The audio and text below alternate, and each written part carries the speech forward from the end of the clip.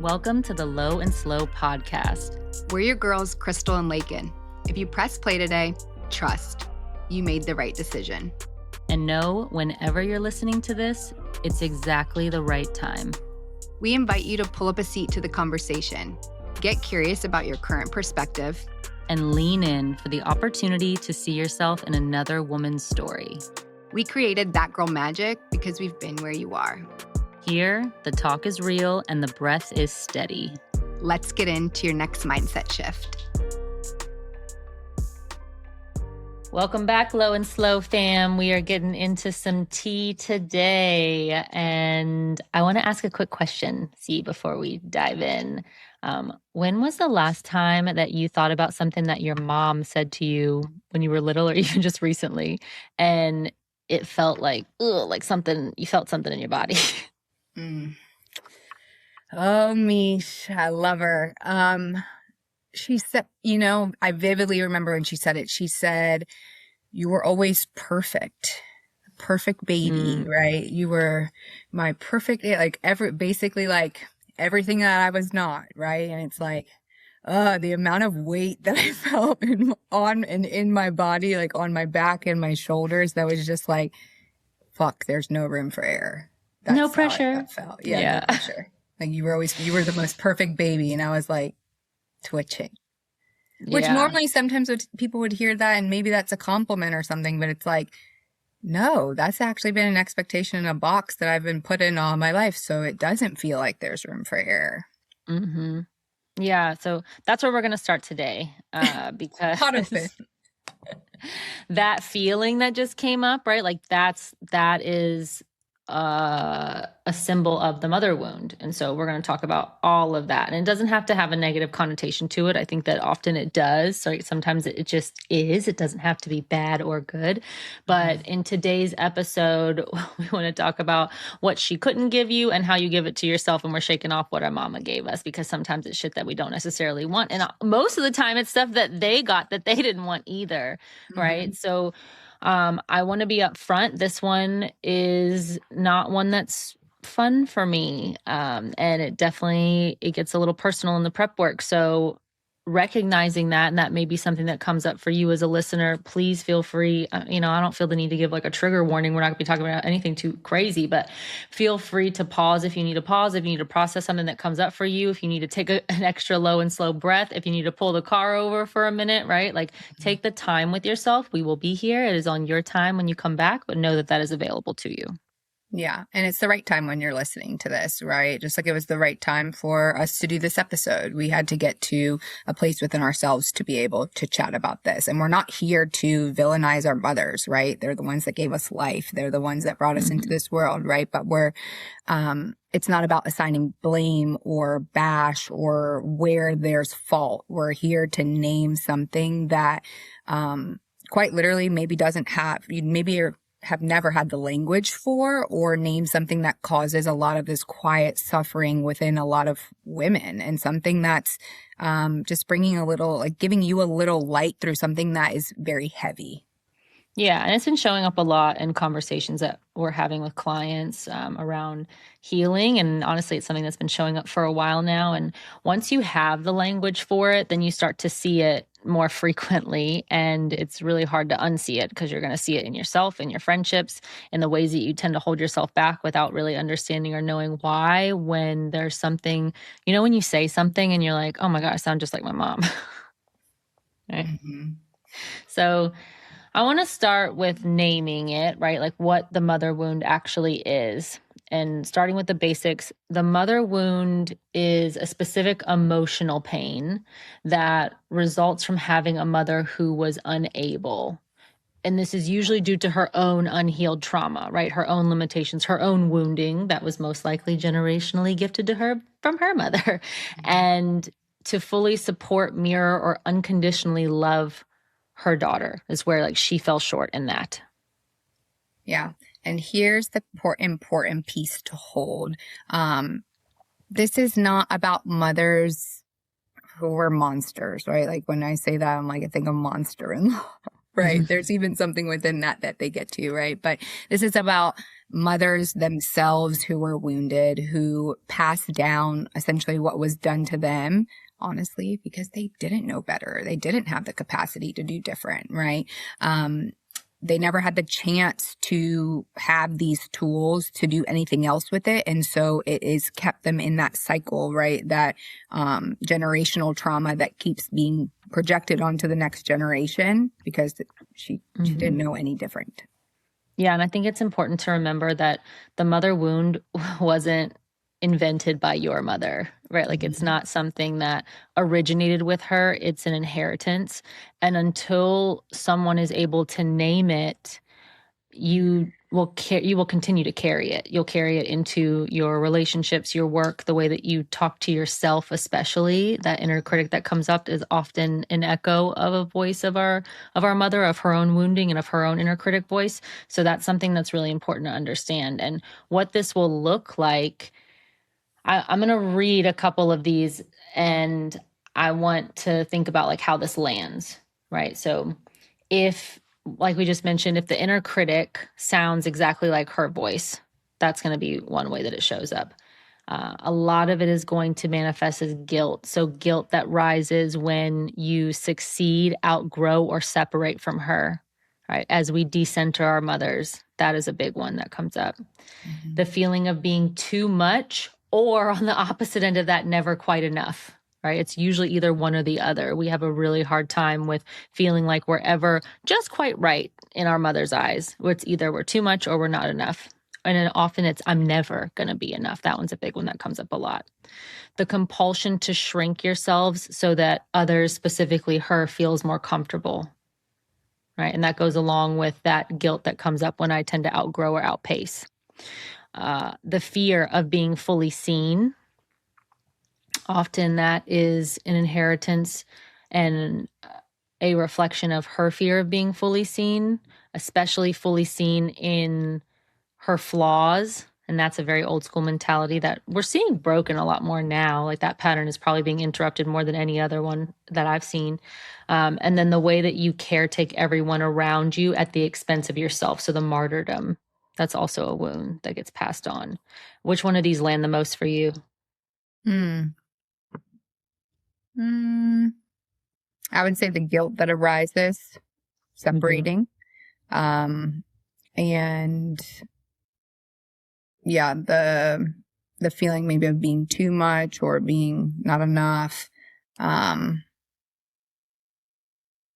would say it's not so much of a terror of being fully seen, but I think there's been a lot of times personally with my mom where I'm like, we're close, but have I actually allowed her to see me in some hard shit? And it didn't take until there was like a breaking point to allow her to see that, right? Because I had to put on that, like, it was all okay. I'm good, don't worry about me kind of thing. So yeah, definitely those stand out for me. What about you? The fear of being fully seen is definitely one, in a little bit of a different way, not necessarily the fear of allowing her to see me, but me being fully seen by others, especially in relationship, along with the traits that remind me of her. Because there's a lot of there are parts of me that I recognize in her that I struggle with. And being fully seen in that feels very uncomfortable because there are parts of her that I resist a lot or that I have a lot of fear around because of the dynamic of our relationship and the way that I grew up. And it was always, I don't want to be like that. There was a fear of I don't want to be like that. And so when that comes up in me, or when I recognize it, when something feels very familiar in a relationship dynamic, there's a fear of that, of being fully seen in that, quote unquote flaw, or the way that I see it as a flaw. That a partner will fully see you like that, or that you can anyone close to me. Okay. Yeah. Okay. Yeah. And then I would say also the way that I show up as a caretaker, but also a little bit different in that there is a sense of selfishness that is rooted in the women in my family that I've noticed has been passed on from generation to generation as a means of survival, right? The story that no one else is going to look out for me, no one else is going to take care of me, so I have to make sure I got my back in order to be okay. And that doesn't always leave room for everybody else, or at least I can't afford to put others before me because I won't make it if I do that. And so that's something that hits home for me quite a bit. Where have you seen that generationally? Like you've obviously observed that in multiple generations of women in your family, right? I think it's important as you're even seeing it outside of yourself, outside of your mom, right? There's the grandma, there's her mom, right? And, if you're lucky to know all the right? Where you could see, oh, I recognize it within me and now I can recognize it somewhere else. And that actually, where does this stem from? It's like, we were all just fucking trying to survive. It's like, that's where it's like, when you start to realize these things, you can step out of where blame or fault is going to land and like have some compassion around like, fuck, like this has been something we've all been doing. And like, what does this mean for me? Like, how do I step out of this, or how do I move forward from this, or even be the example? I think especially with women, it is special when, can you name it, where it stops in the cycle? Can you be the one to break it? And then when you do that, you're also healing generations before you that may have not had the capacity or may not have been able to do it, which is the awareness. And it's interesting because it shows up in different variations in each generation, because it's going to depend on what environmental factors are at play, what relationship dynamics, what resources are available at that time. And each woman, as this wound has been passed on, it shows up differently for her, and often it's masked as martyrdom, right? So the belief is, I do everything for everybody else and I come last, when I'm actually grasping at straws to be able to show up for myself because I don't trust that anybody else can do it. And I mean, and I think that's something where, like, even as you're saying that, like, whether you relate to that specifically or not, it's still like the yin and yang of that, right? Like, someone's going to be on the other side of it, of like, I'm putting myself dead last, right? And, you know, can also feel that same thing. But then it's like, oh no, well, I don't know how to put myself dead last, because that's not what allows me to actually survive and move forward. And therefore I'm not letting someone else do that. Right. And like we mentioned before, it's important to remember that the mother wound doesn't start with your mom, right? As we just talked about, like, it goes back further than that. Our mothers were shaped by a world that did not celebrate women being fully expressed. And that taught women to be small and agreeable and self-sacrificing. And they absorbed that on a very subconscious level. And that's what's been handed down more often than not. They're, like I said, different variations of that over time. Yeah. So your mother essentially didn't invent your suffering, right? It was transmuted. It was transmitted from previous, right? She got it from her mother, who got it from her mother. There's a lineage. This is where it's like, it gets ancestral because it's been passed down. It's like the, what's that one movie? I think it's called Smile, where it's like, the trauma keeps being passed on to the next person until someone decides, no, I got to break this.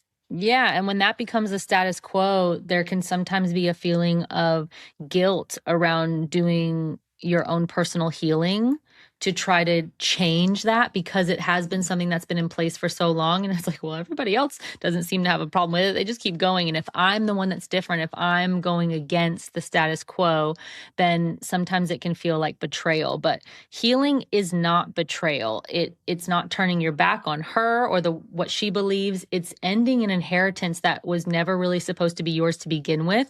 And it's deciding that, okay, the line stops with me.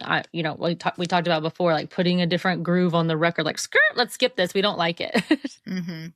Yeah. Or like, can I just see this too as like there's a lesson for me in this. Am I willing to take a look at it? Right. Am I willing to understand like why it's even kept being passed on? And I think that's the piece that sometimes doesn't sit well, is like, if you're doing if you're doing your healing in this and it's pressing up against like these important relationships in your life, where it's like, am I just assigning fault there, or am I actually trying to understand like what has been passed on, right? There's deeper understanding when you were like, oh, we're just trying to survive. It's like, I can see, even though it looked different for each generation, where it's like, what's the common thread through? And I think for women, that is something that is the hard piece on the other side of that. Like, we can have awareness around it, right? But how are we integrating that, and how are we ultimately embodying that to do anything different with it, right? Because it's like, okay, I've had conversations with my mom before where it's like, oh, I like, okay, I've healed from that, right? Or like all these things happen, and a lot of this stuff goes unspoken about, which is why it stays there with her, right? But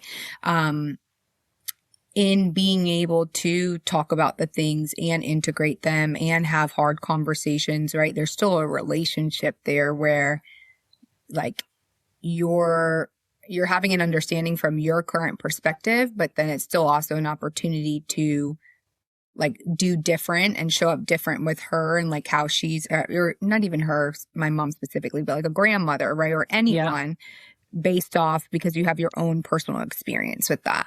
Right. And it's like, I think that's something that's not talked about enough, of like the integration of that. Cause sometimes we can integrate. What if our mom's not here anymore? Right. To do that. And so, yeah.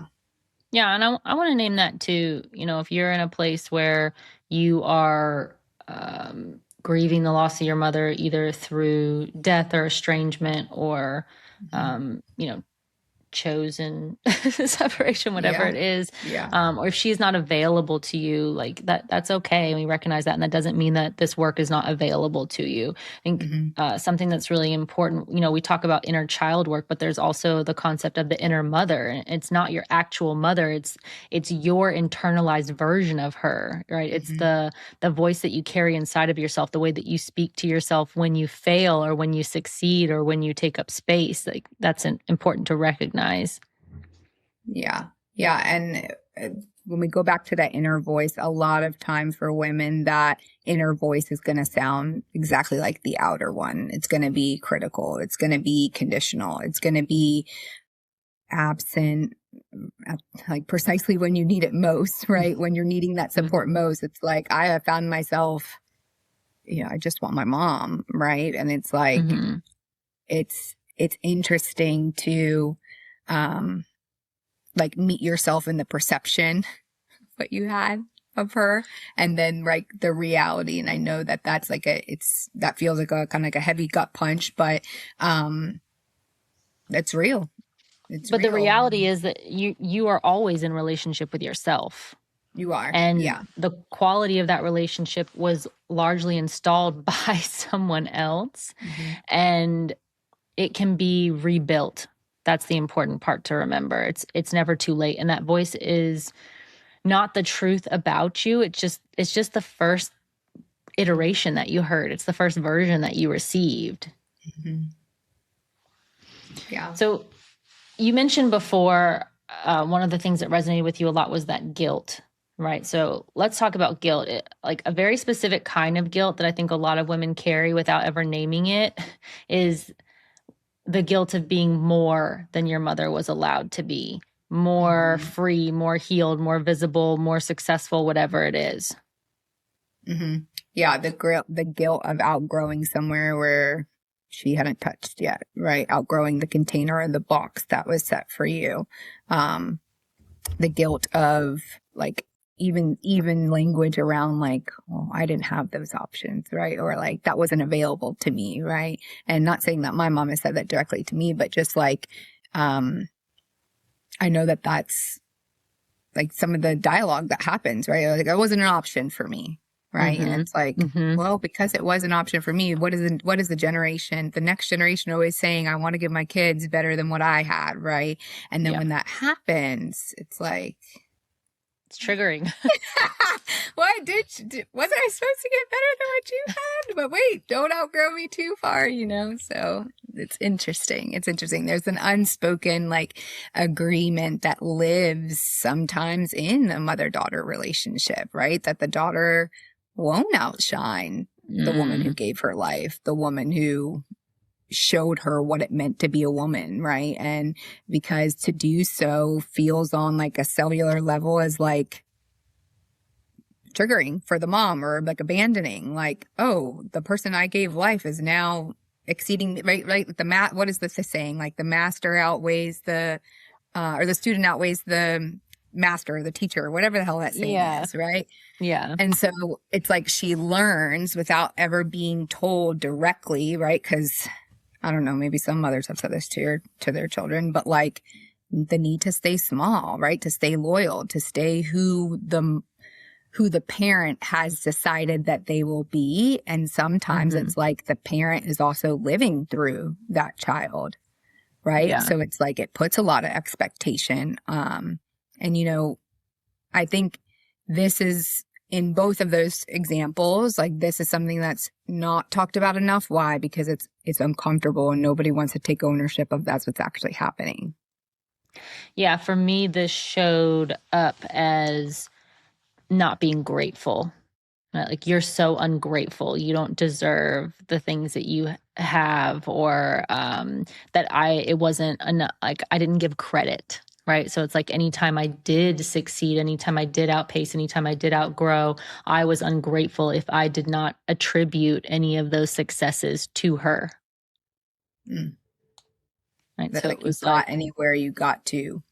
it was because of her. Right. And in my mind, it was like, no, it's in spite of. And so it was this direct conflict of like two very different versions of a story where, in her truth was that it was because of her. It was a credit to her. And my truth was that it was in direct spite, to oppose her, to like prove her wrong, right? To like to specifically outgrow and outdo and outwork. And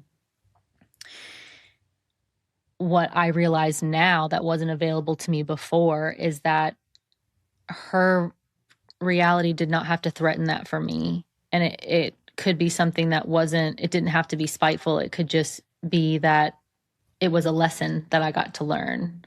Right. It was something that I could be grateful for myself, to be able to have that experience and to prove it to me. It wasn't really to prove it to her. Yeah. And it's interesting because it's like a lot of the times, even in that dynamic, when the stories are so polar opposite, it's like, at what point are these stories even operating from? Right. Because it's like a lot of the times for the mother, right, it's operating, right. They knew like what life looked like before we came along. Right. And it's like they're operating from that space, but that's not actually the space that you're operating from. So it's like we're speaking two different languages, being in two different timelines here. I think the line of like staying loyal to a diminished version of herself, I want to touch on something I know that my mom has said to me, like, I see so much of me in you, right? Where it's like, when there is things that happen that are similar, right? Like that's by no accident. Like, oh, my mom has that experience. I didn't even know of that experience. And I'm currently experiencing that right now. But it is, I was once a part of her flesh. There was things that my mom felt when she was having me that were like that was transmitted in me being brought into this life. And, it's all the unspoken things that I have come to find that I had no idea that my mom had been through these, and I'm also going through them. And I'm like, what the hell? Like, okay, well, if I'm choosing to move out of this, right, and I don't want to stay small, stay here, right? It has been like sometimes like a direct, it's not like a conflict, but like there's the ability, okay, can I grow from here, or do I stay stuck here? Right. And staying stuck here means that that's where we've related before. Right. Staying stuck here means that's more surface level, right? Because if one of us is willing to do the work there and the other isn't, right? It's like, how can I like speak my truth of where this is without ultimately, and that's where the guilt comes in, right? Like I'm doing different. I'm speaking my truth. I'm standing on, creating boundaries, standing what works for me. And how can that happen if it presses up against something that maybe she was or was not able to do? Right. Yeah. So it's like that guilt about like staying small that again was always taught, but that's something we have to take ownership of like that may have been taught to us, but that's a choice to keep doing it as well. Yeah. And any guilt that comes up for claiming your life is not a sign that you're doing something wrong. If anything, it's a sign that you're doing something new. And just like when your nervous system flags anything else with a negative emotion, it's because it's something that's unfamiliar. And when you can understand that the guilt is a signal of growth or expansion, and it's not evidence of wrongdoing, then you can start to move through it instead of feeling stopped in your tracks by it, right? Or going into an overthinking spiral around it. Yeah. Yeah. So, but go ahead. No, you go ahead. Well, I was going to say there's another pattern that I want to name, and that's what happens when daughters learn early on that their job is to manage her mother's emotions. And that's also where being small comes in, right? To make herself smaller so that her mom is able to feel stable, or to not need too much from her, or to not take up too much space, or to read the room and adjust accordingly. I'm just kidding. No, yes. No, well. Yeah.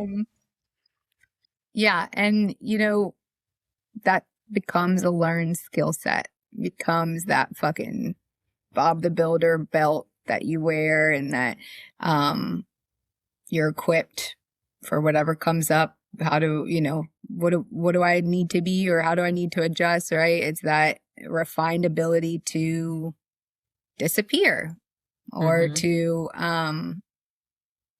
learn how you need to be, which then ultimately is like that first place that you're learning that, and then where the pattern continues in maybe other relationships, right? Maybe in a partnership, maybe in a friend dynamic, maybe in a work dynamic, whatever, where that skill set with someone that's closest to you, if you learn that there, it's like, oh, okay, I'm doing that because I love this person.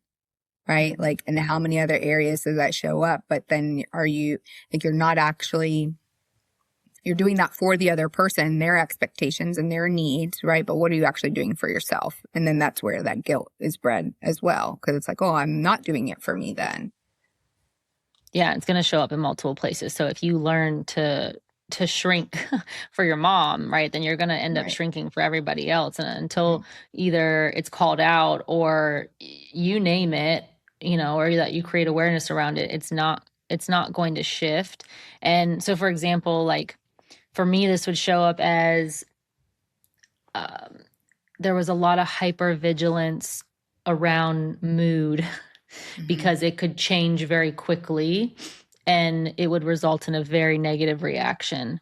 And so I am very hypervigilant and very attuned to the mood of the people that are closest to me. And if there's something that feels off, then the immediate response is that I did something wrong, right? That it's my fault, and it's my responsibility to manage that person's emotions, to make sure that I fix it. And that's something that I have to recalibrate, that I have to remind myself of. It's like, bitch, it's not all about me all the time. Like it might have nothing to do with me. And so I have to, check myself, and also ask, stay curious of, what's going on for me right now that's coming up. am I mirroring something? Am I projecting something, right? Like, can I attune into what I'm actually feeling in the moment as opposed to worrying and focusing so much on what other people might be feeling? Or you could also just ask. Yeah. Yeah. In the opposite way, which this somehow always happens with us, where it's opposite in this way, where it's like, yeah, there's also like this, naming this in this way where it's like, if the mom is feeling something, and I have this personal experience with my mom where it's like, I am emotional in that way, right? Similar to her. But if I am trying to micromanage or see what she needs, right, and show up and be that and do those things for her, at what point am I doing that for myself? Right. And I think that's where, like, in learning that, where it's like, oh, there was such a need here and a focus here, and maybe that wasn't dealt with there. So, are my feelings a part of this equation? And like where that leads to, even I've seen in patterns of mine within relationship, where it's like, I'm wanting to make sure the other person is good, right? Regardless if how I'm feeling, right? And so, it's like that perfect example of like the abandonment, when if the emotions were too, I don't want to say like too loud, or like the focus, right? Where that focus shifts and changes. And until you allow yourself to be the focus without the guilt, right? That your feelings matter too, right? And it's like, how can you not be the sponge?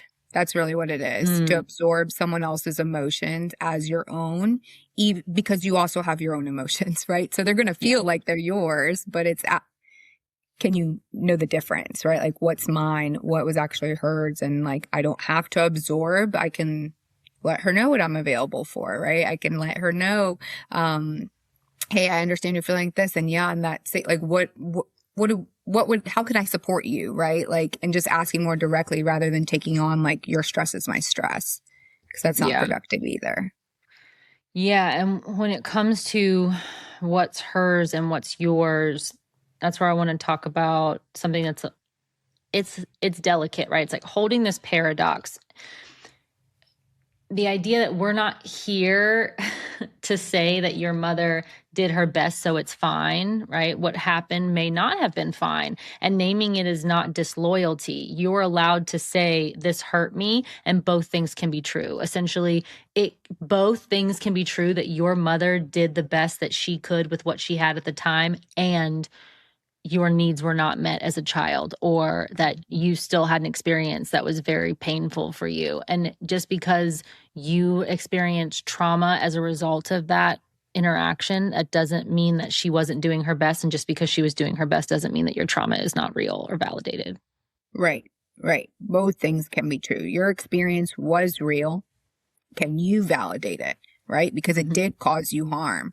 Right. And she was also someone doing the best she could with what she had. And, this is where it's like, can she validate her experience of like, I did the best that I could, right? Because when both on each side cannot validate their own experience and what they're experiencing, then we fall into, well, my best wasn't good enough, or, like my mom just wasn't there, right? And we start getting into like these stories that we're telling ourselves, when can we just hold the duality for like two things can be true at the same time? And that's what sometimes just hurtful, of like, I can't go back and change what happened, but this was what was happening. Can I just understand it, even if I don't 100% relate to it? Which that's a lot of things in this life. Like, yeah, because that's what triggers the defensiveness, right? It's like, well, it can't possibly be true, because if you really, that's something that I struggled with for a really long time. I refused to accept that my mother did the best that she could, because there was no way in my mind that if she did the best that she could, that I would have had the childhood that I had. But her best is not my best, right? Like your best is not your mother's best. It's not the same. Like we said, these show up in different ways and different variations in every different generation, and the resources and the self-awareness that is available to that person at that time. And none of those things make anyone's experience less real. They are all true at the same time. And that's really uncomfortable to hold. It took me a long time to get to the place where I allowed the grace for both of us to say, yeah, that really was her best. And it's okay that it wasn't what I needed. Yeah, I think that's the key piece though too, is like, you know, our this is something I've grown to learn too, and let me know if this resonates for you, where the more you became familiar of what you needed, it then highlighted what was unavailable maybe in that relationship, right? Or like that was unavailable that she had to offer, right? And I think then it's like, it's that feeling of like, well, are my needs valid then? Like, yeah, your needs are absolutely valid, that you needed that in that moment, even if the woman who gave you life couldn't quite possibly give that to you. Yeah. Right? Like, it doesn't diminish that the need was still there. And I think it's like, this is where it's like, as you step into, like, as everyone has stepped into womanhood as they've gotten older, where it's like, we don't need to constantly apologize for having needs, whether it's our mom, whether it's our partner, whether it's with a friend, whether it's with whatever. It's like, there's still a need there. And we are ultimately evolving and growing into the woman that we actually needed as a child, right? Mm-hmm. But it's like, just like your mom grew into the woman who she actually needed as a child, or, you know, again, she did her best with what she had at the time. Yeah. Right? And having that compassion doesn't, we have a hard time getting to a place of having grace or compassion for that, because to us, it is a direct threat of the validity of our needs, right? So it's like, if I acknowledge her experience, then that means that if she couldn't meet my needs, then I wasn't good enough, or they weren't valid like enough, or it wasn't invalidates. important enough. Yeah, exactly. And that's what we have to get around. It's like, the goal of compassion is not to excuse the behavior, not to excuse anything that was harmful to you. It's not to minimize what happened, or it's definitely not performative forgiveness. That won't help anybody. Right. The goal is to free you from carrying the anger, the resentment that you're holding on to, because the anger is heavy and it wasn't really yours to begin with. Yeah. Yeah. So it's like, if it wasn't yours to begin with, there was a generation before you, right? And like, having this shift of like the passive inheritor of like, oh, I'm just getting this even if I don't want it, to, okay, I'm going to be more conscious and I'm going to architect what I want. Like, what do I want to do with this information? I can recognize what this is. I can see where it came from, right? It's like, we do all this work to build the awareness, and how do we integrate it? I also understand that she was carrying something different, right? Because that's before I came along, right? Or that's when I was too young to understand, right? And this is where like so many women say, like, I didn't know until I became a mom myself, where it's like, oh, that's what, like, if there was any taste of, you know, it's like, you don't know until you have the experience of your own. And like, in carrying something, like, how do you know until you've had that experience of your own how to carry something that someone else didn't know how to put down?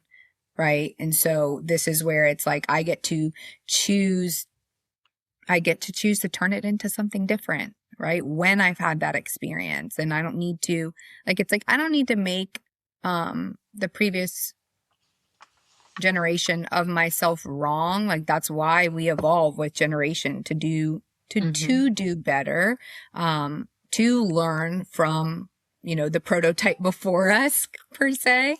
And, you know, I think it's like, once you build the awareness and it's brought into your awareness, then it's like, okay, I can do something different with this. I don't have to keep doing just what she did, because then that just continues the pattern.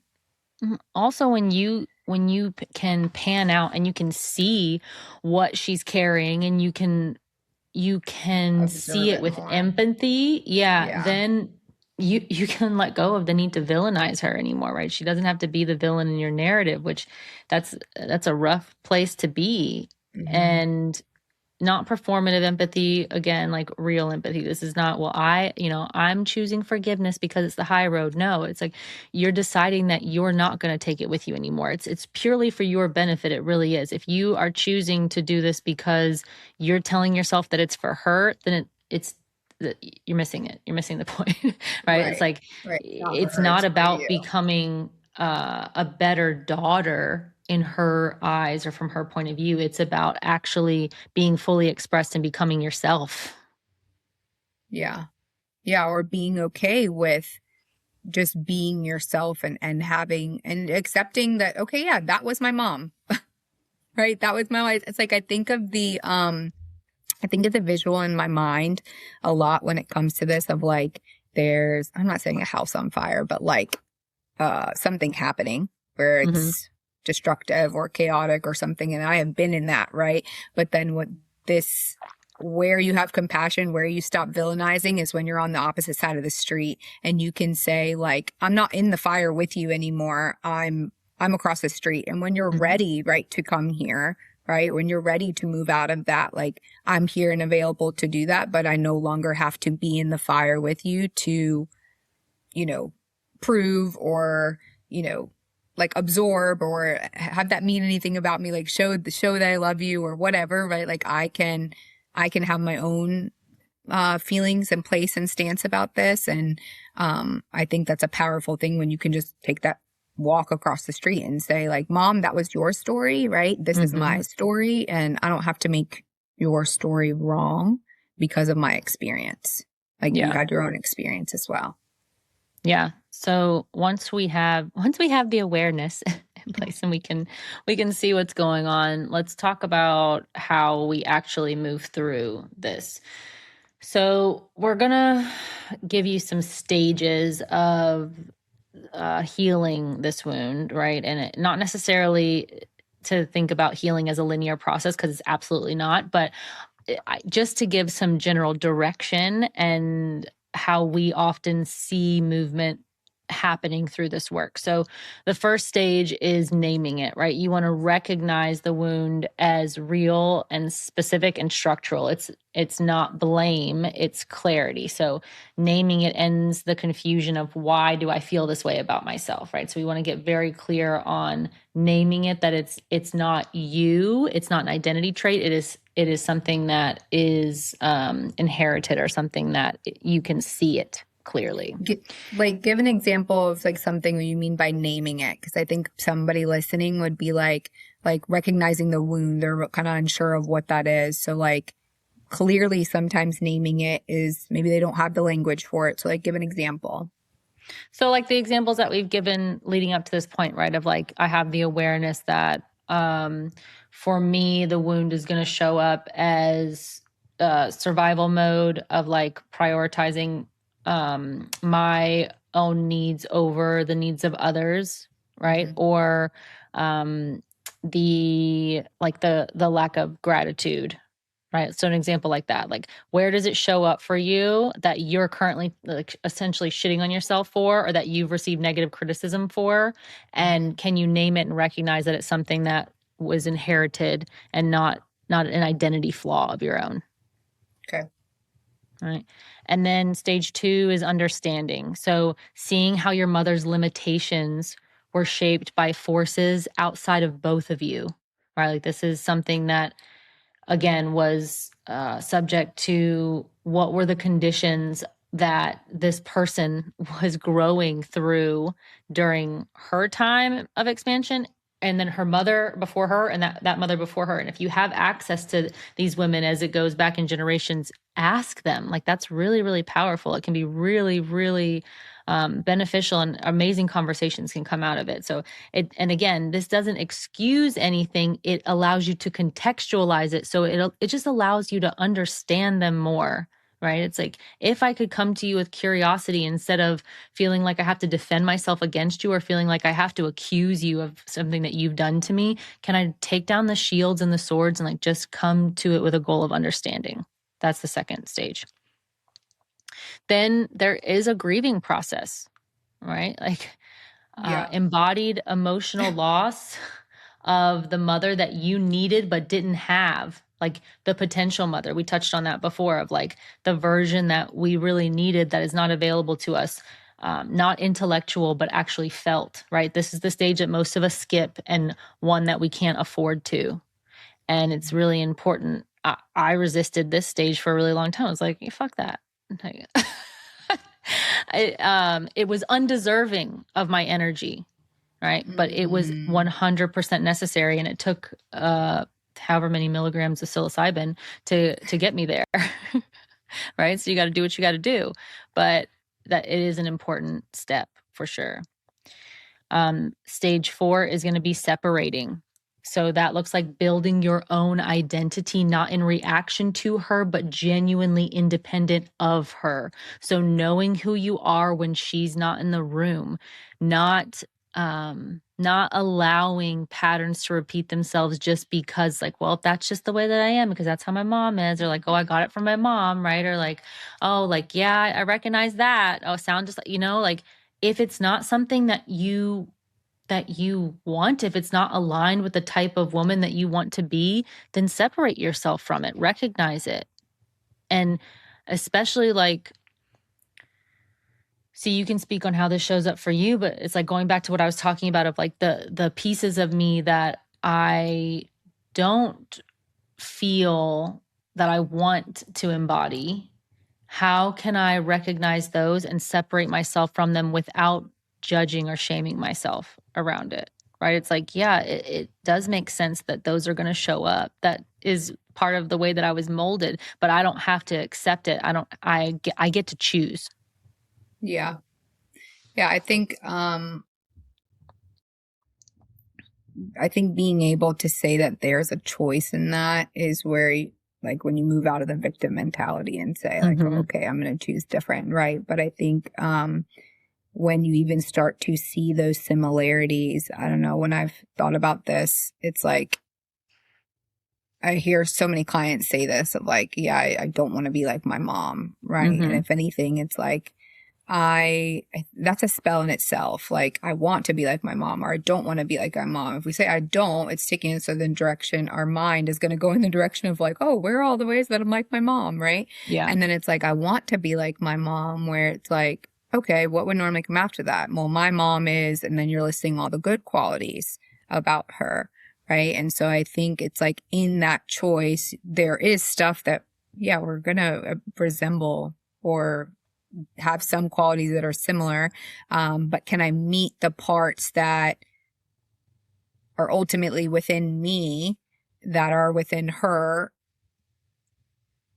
as if I'm trying to have these words come out right. Can I meet the parts that are in both of us as like the mother I needed at that time, right? As my version, right? With love. Can I have gratitude for the strengths and the weaknesses? Can I recognize both? Right. And that's also the choice. That's also the choice to say like, well, that's how she did it. That doesn't mean that's how I have to do it. Right. And this is where it's like, that trend of like, when millennial moms are now saying to their kids, like, I'll give you something too, and then they finish it, eat, right? Or something like that, where it's like your mom did it this way, and like now how you're doing things, and that's freeing. Like that choice comes back to of like, wait a second, did I break the cycle here? Like I don't have to keep choosing what she chose, and like the very parts of her that still show up in me, I get to start loving those parts of me rather than having the resentment or the anger or whatever, like how I feel maybe towards her at one point, right? I get to start loving those parts of me, and actually in doing that, it's like, that's the work, whether your mom's present or not. It's like, if you can start that's the final stage. Loving like the version of her. Yeah. Yes. Yeah. That's, the reparenting, right? So it's like, I would like you to speak to this one because I feel like you are very, very good at this. But Thank you. The reparenting is the final stage. Yeah. So thank you. I'll receive that compliment all day.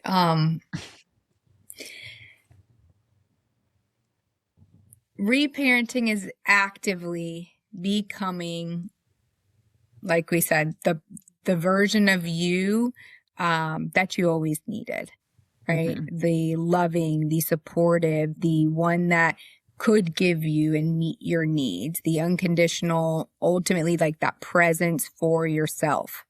And, you know, I think this is also, and I want to touch on this when it comes to reparenting, it's like when you zoom out outside of you and your mom, if you're listening, it's like, how can anybody know quite literally what someone else needs if they're not them? And I get it. When we're a baby, we know they need to eat, right? Change the diaper, all that. We get it. We get the basic needs. But it's like we were once all that version of ourselves. And so, you know, there's a point where your mom was learning what you needed, right? She doesn't even know what she needs half the time sometimes when she becomes a mom. So there's like, when you get to that final stage of like, oh, I've learned what I need here, and it's okay that it didn't come from my mom. It's okay that it gets to come from me now. It's okay that I have, it's like I've worked at this in my entire life to really get clear on what I need so that I can step into like becoming that version of myself, whether it's the mother I've always needed or the adult I needed, right? When I was a child, like that's really big. And that's also part of their reparenting where it's like, God, I am so clear on what I need now. And when I can give that to myself, there's a freeing sense of like, I let go of anyone else having to do it for me because I've reparented myself there. Yeah. Which it's like, that's something your mom or dad or whoever may or may not ever be able to do for you, right? Because that's something within yourself. And that's also something that they've probably never done for themselves. For themselves, correct. Yeah. Yeah. Yeah. I want to circle back to the grief piece really quick because something came to me like part of the reason why most of us try to jump over it or skip past that part is because if we acknowledge that grief is necessary, then that means that we're admitting that that loss is real, right? And if we admit that it's real, then we have to stop waiting for our mom to fix it. Because a lot of times what we want is justice, right? We want that accountability. We want her to validate our experience by taking accountability for the wrongs that have been done to us. And we have to stop holding our breath for that conversation to go differently because, again, her experience is different than ours, and that's okay. Yeah. Yeah. We can not receive what we've never grieved losing. Yeah. Right. Like I can't heal something I haven't named yet. Right. Like this just came up in session with a client today where it's like, gosh, she's being able to see for herself of like, I haven't even grieved the little version of me who was never able to just be the kid, right? Who had to be the adult at 6, you know, and it's like, there's so much weight in that it's like, that may be the thing that we want to receive, but if we haven't grieved it, how are we creating even the space for it to come in? Yes. Yeah. And the grief has to be specific, not like, oh, I needed a better childhood, right? Like that's too big to feel. It's broad. like, yeah, I needed her to be proud of me when I got that job or when I made that goal, or like I needed her to let me be angry without punishing me for it. How often does that come up, right? It's like we weren't allowed to be fully expressed in our emotions. Crying. Yeah. Yeah. Or like I needed her to stay in the room when I cried and like just hold space for me, to physically hold me, right? It's like the more specific you get, the more the grief can actually move, because then at that point, only at that point, are you acknowledging what it actually was. And like C said, like what you're able to name for yourself that is necessary, because until you're willing to acknowledge your own needs, how can you expect anybody else to show up? Yeah. And in that, if the more specific you get, right, the more then it's like, it becomes less of my mom or my dad or whoever's job. And like, I'm giving myself quite literally the roadmap of what I get to start doing for me. Like, I needed her to be proud of me. Can I name it first? Because it came from somewhere. Like, absolutely. Yeah. I wanted her there when I felt sick and, you know, run my back tending to me. I wanted her to, it didn't matter what thing I wanted to try, but just support whatever I was doing, right? Or whatever. So it's like, then you can start to see where it's like, do I do that for myself? And if the answer to your question is no, then it's like, that's where the reparenting can come in, because it's like, oh, now I get to, like, now I'm aware of this shit. And if my mom couldn't do it for me, I get to do it for me. And if we choose to not do that reparenting, I think this is also something to look at. Like, if you do already have kids, this is something a lot of our clients say of like, I don't want to pass that to my kids, or I don't want to be that for my kids or whatever. And it's like, okay, well, can we start? And this is why like the needs are so important. Can we honor exactly what we need? Because then it's like we're creating less of an expectation for the next generation to fulfill those needs. Right? With who they choose to be, what they decide to do in their life, what they are to you. Like, you know, life's going to transition. They're eventually going to leave the nest. And it's like, if we put all of our value into like being a mother is so beautiful, but can you give yourself what you need, to be fulfilled without having your kids then, you know, take on that, role or expectation. Right? So, really becoming a good mother to yourself, right? And, you know, that's the work, right? That's not just healing the wound, but that's actually developing the capacity, bro, the capacity to be present, the capacity to be compassionate, the capacity to fucking celebrate yourself and tell yourself that you did a good job and that you're proud of yourself, and that, you know, you're being to yourself what she couldn't be, or maybe what she didn't have the capacity for. Is like, I'm gaining the capacity through my mom's experience, where it's like, oh God, that's such a teacher in that of like, I saw what that looked like, and now I'm getting an opportunity. You can look at this as an opportunity. It's like, I'm getting an opportunity to different. And even, you know, we're talking about the mom here, but this just came up for me, like personally with my dad, because I have more of a, father. Yeah, there you go. I have more of a father wound. I'm not going to say my relationship with my mom's perfect. No, but like we are more close in that way.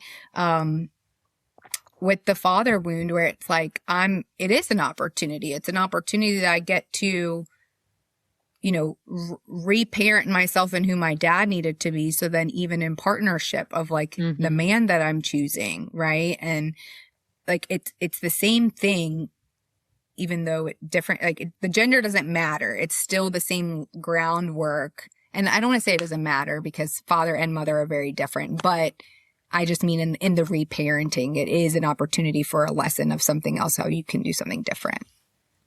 Yeah. And learning to stay with yourself when things are hard it can feel like a lot sometimes, to celebrate wins without immediately minimizing them. Right? To speak to yourself in a way that a genuinely loving parent would speak to a child that they are fully proud of. That is not, unfortunately, that is not the default, right? That's not the go-to. That's not what we learn to do. And so it does take intentional practice. Yeah. Yeah, it does. It does. The goal, even when practicing that, it's like, great, you get to practice it in a million different ways, and however you practice it is not right or wrong. It's the goal to become the mother that you wish that you had, right? It's that's not the goal. You don't need to become the mother that you wish that you had. You need to become the mother that you actually needed. Right? And the one that you needed for yourself, which may be honestly the most radical thing a woman can do. Yeah. Like, it's like, okay, yes, if she couldn't be, but I did, it's like, oh my God, okay, thank you. Life, I mean, what do you call it? Circle of life. Completed. Yeah. So in looking at all those components and the different stages of kind of that healing arc and what we do with it once we see it, right? It's like we always like to leave you guys with some practical tools that you can take. So something you can actually do. And so here are some invitations for you to take into your always weekend. An invitation. Yes. Always an invitation. Audit your inner critic's voice. This week, when that critical voice shows up, pause and ask, whose voice is this? does it sound like hers, right? Just naming the origin can begin to loosen that authority that it has over you. All right, next one. Practice the good enough mother dialogue. So when you're struggling, when you're scared, maybe when you fucked up, you made a mistake, like, goddamn, you're human, right? Ask yourself, what would a truly loving, accepting, unconditionally supportive mother say to me right now? And I think this is where it gets kind of fun, and I love the woo, so I'm all here for this. But like, it's like the fairy godmother kind of, right? Or like sometimes I have to think of someone I see as a mother, but that's not my mother, right? Of like, what would they say? And then say that to yourself out loud. And if you're in the grocery store, I mean, like, you don't need to be weird about it. Bibbidi Like, bobbidi boo. like say it to yourself out loud, right? If you can, ultimately always write it down. We're always telling you to write it down, but practice that, right? Because the more you start to practice it, then it's like when it actually happens, then you can start to, like, you've practiced it enough, you can now set that as the new default of like, oh, I'm no longer going to respond to myself in that way. I'm actually going to respond this way because that gave me what I needed. Mm-hmm. And sometimes if this feels inaccessible to you or too foreign to you, a lot of women have more success with coming from the approach of, what would I tell my child, right? What would I tell my daughter if she was, so as a mother, how would I want to show up differently than what I received? Okay, now do that for yourself. Right. Well, I think also there's something to speak to that is like sometimes, even though they're a mom, if they haven't had that for themselves, they may not know how, right? So it's like, oh, well, I don't exactly know what to do with this, right? But it's like, if you go back to maybe what you needed in that moment, that will 9 times out of 10 tell you. Yeah. Yeah. And the last invitation is going to be to grieve one specific thing deliberately. So again, specific, not I needed a better childhood, but like one specific thing that you name. Like, I needed her to be proud of me when I succeeded. I needed her to let me have my anger. Whatever the need is that you did not receive, write it down, say it out loud, feel it, and allow yourself to grieve it. Yeah. And grieving, guys, is not just sitting here boo and crying. Like, I get it. We don't want people just like sitting in there. This is something to note because we talked about this in future or past episodes where it's like, holding space for yourself is just allowing yourself to feel whatever it is, honestly, right? Not shaming yourself for it, not repressing it. Yeah, not repressing it, not also being like depressed about it and in bed all day, but like if that is what your body's asking to rest or whatever, like can we notice the difference here? Like, do we need to and everybody's different. Like sometimes you need to emote. Sometimes you need to physically move the energy that you're feeling. Like everybody's going to grieve or handle it differently or express it differently. Right. And like, can you just like give yourself in the grieving process of like, oh, I'm intentionally deciding that I want to. So this is not something that's like out of nowhere. Like, why am I feeling like this? I am giving it the space, like allow that, that airplane, aka your feelings, the grief, to land somewhere, right? And if you give it space to land, then you can ultimately receive the information that is, it doesn't always have to happen in meditation, or it doesn't have to happen in, even through screaming, right? Or just getting it out. Like, you got to move. I love the good not scream. Yeah, you do. I can't. I don't know. Not when someone's around. I need to just, no. I need to do that on my own time. I don't care who's around. I'm going to scream if I need to scream. Well, that's how I feel about crying. I don't care who's around. I'm going to cry. That's where I'm like, I'm going to go cry by myself in private. Yeah. Yeah. I'll go scream by myself in private because, God, that's funny. Okay. All right. So the women who change the world are often the women who are brave enough to grieve what their mother couldn't give them, right? And they start to give it to themselves and they decide, I'm going to choose something different anyway. Those are the women who they move out of that space of, I'm no longer blaming her. I'm just going to become what I needed. Just Remind yourself that you did not cause this wound. Your mother is not a villain in your narrative. She was just a woman carrying something that she didn't know how to put down, and none of that changes what it did to you, but it happened. Yeah, it happened. And now you are the one that gets to decide what's happened next with that. Yeah. So remember, we're moving from being a passive inheritor. We're recognizing what it is, but it doesn't mean that we're just stuck with it. Yeah, we get to be that conscious architect. We get to alchemize it into something different that serves us. Yes, that's the whole thing. That's the tea. That's the whole piece of pie. Like, sit with that. So we appreciate you all slowing down with us today. And if this brought something up for you, please sit with it, share it. I guarantee it's going to resonate with somebody that you know and you. So please don't rush past it. Be present with it and acknowledge it and share it with somebody that you can talk to about it. Yeah. And if that's not available to you, as always, you can share it with us. Okay. Let's rap about it. Send it in and we'll see you next week. Yes. Bye. Like, subscribe, rate, all the things. Love you guys. See you. Bye. When was the last time you felt truly clear and at peace? Maybe you've been asking yourself, why can't I just feel peace? Most of us don't just need another escape. Vacation is great and all, but what we really need is integration. When's the last time you gave yourself permission to play? As adults, we don't do that enough. And this is to be messy, curious, maybe even a little wild, like the little girl you used to be. She's still here. She's just waiting for you to say it's safe to come out again. That's why we created Peace, Play, Love. For 7 days in the Costa Rican jungle, luxury meets real life with story work, somatic practices, and nervous system tools that help you not just reset here, but take that peace home with you. I've been bringing women to Costa Rica for years because this land and the people have been a part of my own healing journey. And all of us have left transformed for the better. At Peace, Play, Love, we'll slow down together, we'll breathe, we'll meet the guilt, the shame, the exhaustion, and learn how to alchemize them into permission, into softness, into peace that you can actually feel in your body. This retreat is deeper than a pause. We're not just unplugging you. We are rewiring you.